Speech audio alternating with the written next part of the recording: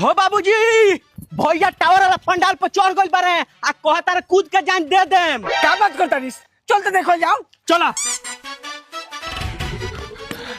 अरे बबुओ ई का करता रे? उतर जा नीचे। हम लाल ना उतरम जब तक हम बियाह ना को करइबो, जब तक ना उतरम ना त हम कूद के जान दे दे।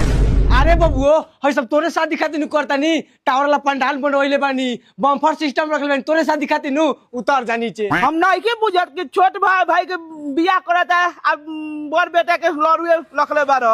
अरे ना बबुओ अभी तेरे दिन बावे नु शादी में, तू उतर जा नीचे। हमहू कोनो लड़की देख के तार शादी करा देनी। आओ आओ। ठीक बा बाबूजी हम उतरता नहीं। आओ हमार बबुआ।